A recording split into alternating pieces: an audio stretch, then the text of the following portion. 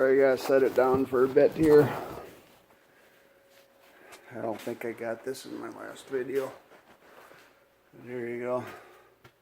Isn't that beautiful? Winter art. Hey. Anyway, we're a long ways from Canada, but this feels a lot like the Arctic Circle here today. Guess I've never been out there, so I guess I've been close to the Arctic Circle. I've been up to Dawson City, Yukon. Anyway, not too bad out here. As you can see, got the good old sun dogs. Super beautiful, actually kind of beautiful. And I gotta go out and make sure my heat's working in my garage so that I can start my skid steer up tomorrow. What? There goes a cat heading into the chicken house. Got tough cats here.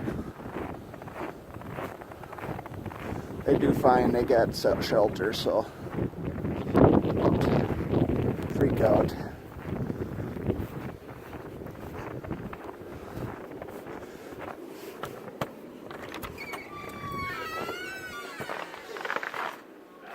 Feels a little warmer in here, but yeah, heat must be working.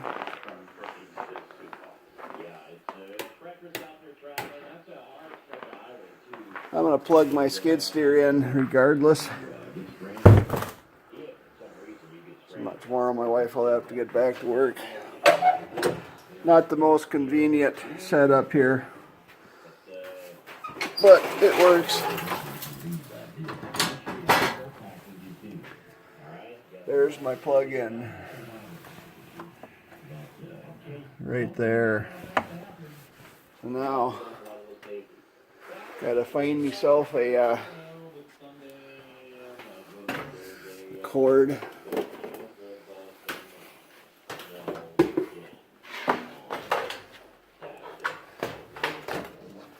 One thing, when I wired this garage, I put in plenty of plug-ins, so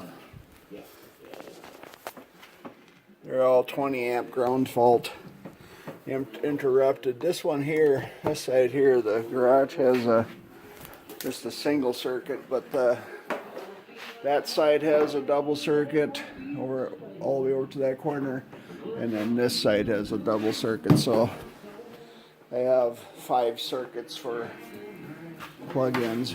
This deal here isn't probably the best setup for in here, but that's what I got for right now. Sorry, setting you down again.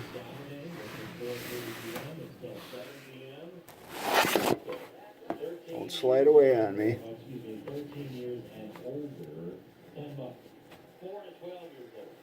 don't know what that was. Looked like grease. Well, coming back. There, got the little light going on in there. Hopefully that's a light and not arcing.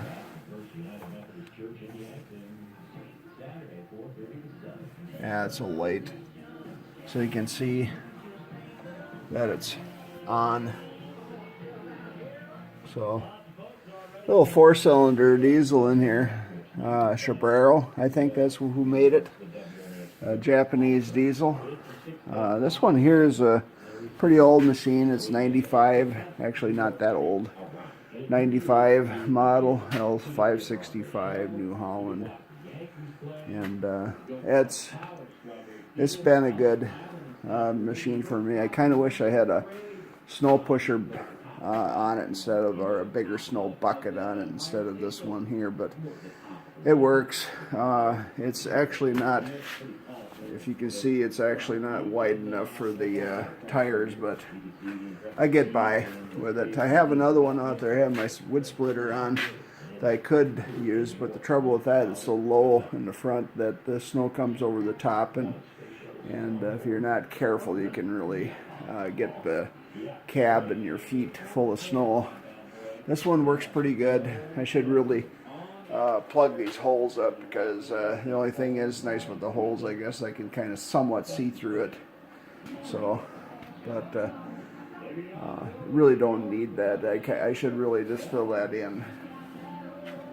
But anyway, I don't know. They're just trying to get by, I think, with...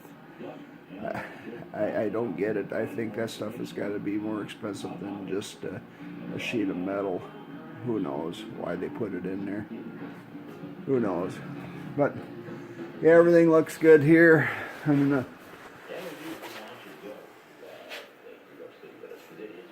Yeah, I got... the pilot must be still going. So... and it's must be about, I would say, probably high 30s in here, so it's not too bad. But I just want to make sure it's nice and plugged in. Well, back outside we go. Hold on, sorry. Gotta get the gloves on. Here we go. Yeah, nice farmer gloves.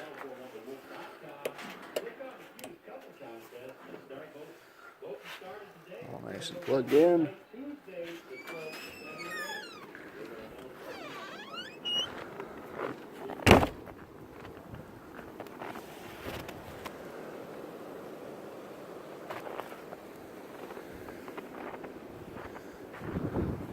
Sun is shining.